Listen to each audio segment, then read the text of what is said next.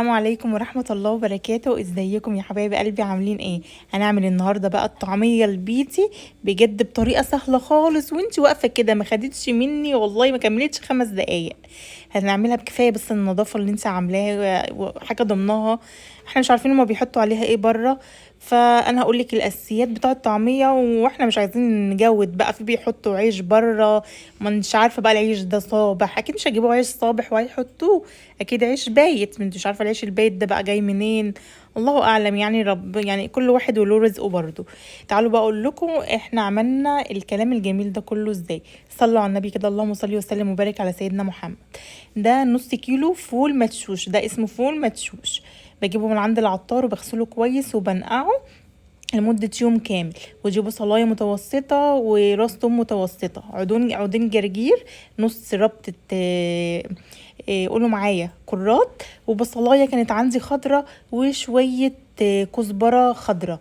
مفيش اكتر من كده. عودين جرجير كده بالعدد، عديهم كده او 3 عواد جرجير. ونص ربطة الكرات، مش واخداها كلها.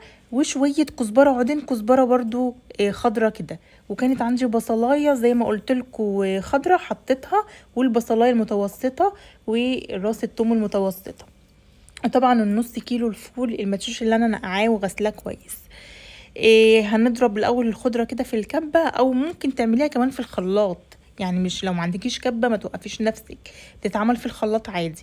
وبعد كده هحط بقى رص الثوم المتوسطه والبصلايه المتوسطه كمان. وهنزل بقى ايه بالفول شويه بشويه كده. ده فول مدشوش، قولوا له كده العطار فول مدشوش للطعميه. وبتغسليه كويس وبتنقعيه من قبلها بيوم، او تنقعيه لمدة مثلا 4 ساعات. مش لازم من قبلها بيوم، بس انا طبعا انا نقعته من قبلها بيوم. هضرب بقى شويه بشويه كده. طيب لو هي انا عملتها في الخلاط او عملتها في الكبه وما لفتش معايا زي ما يحصل معايا دلوقتي كده، هتجيبي معلقه ميه واحده. يعني معلقه ميه، انا عندي اللي جبت بوله صغيره كده، هي باينه ان هي كبيره في الفيديو بس هي صغيره، حاطه فيها المعلقه بتاعت الاكل دي ميه عشان تلف بس معايا الفول مع الخضار.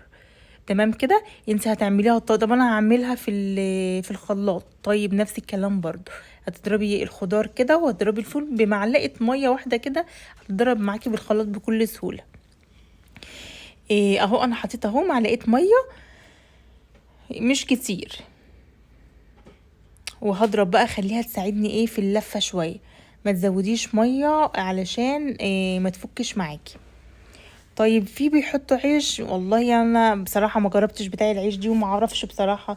واكيد طبعا كانت كلنا طعميه من اللي بتتباع بره وبتبقى موجود فيها عيش. فانا ما اعرفش بقى بصراحه يعني فهم وضميرهم بقى.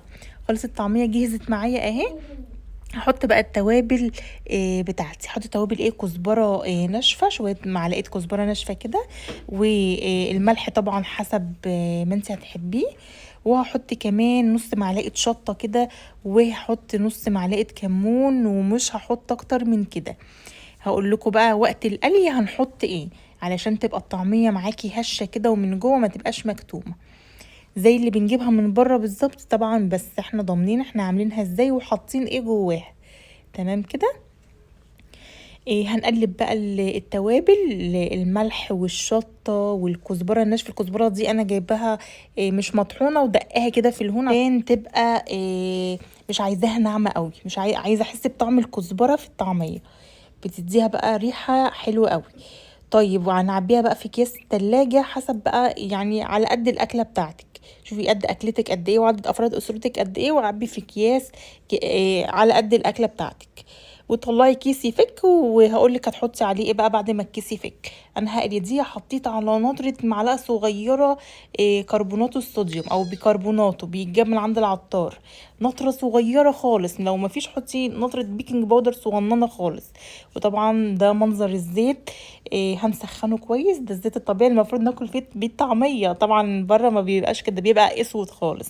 ما علينا. زي ما قلت لك بقى هتحطي لما تيجي تقليها، هتحطي نطرة الكربوناتو دي او نطرة ال اسمها ايه البيكنج باودر وانتي بتقليها. وبعد كده هحمرها بقى في الزيت يكون سخن. وشايفين بقى الجمال، عايز اقول لكم والله العظيم قلب ريحة الشقة. ريحتها تحفه وطعمها تحفه. وسامحوني على منظر ايدي عشان الرمان مبوظ صوابعي وايدي مخليها سودة زي الهباب كده. والله مش عارفه بصراحه يعني ده. ما بحبش اجيب الرمان بسبب انه بيعمل ضوافري كده وبيخلي ايدي كلها بالمنظر ده، بس عندي الولاد بيحبوه فبضطر ان انا اجيبه واقشره لهم. بس كده الطعميه بقى عايزه اقول لكم جربوها، اعملوها بقى في شويه عيش فينو كده سخنين مع. بس انا بصراحه كسلت اقطع طماطم وكسلت احط طحينه بيضه، فانا يعني عشان انجز في التصوير، بس بعد كده ان شاء الله في العشاء هقطع طماطم واعمل مع طحينه بقى وشويه شطه لو بتنجنتين بقى يا سلام. لو عجبكم الفيديو بقى اتمنى تدوسوا لي لايك، ولو وصلتوا لحد هنا ما تنسوش تصلوا على الرسول، اللهم صل وسلم وبارك على سيدنا محمد. وارفعوا لي الفيديو بلايك، ولو انت اول مره تشوفي القناه بتاعتي ما تنسيش تنوريني فيها وتشتركي فيها وتزودينا ان شاء الله وتنورينا. يلا اسيبكم بقى، والسلام عليكم ورحمه الله وبركاته.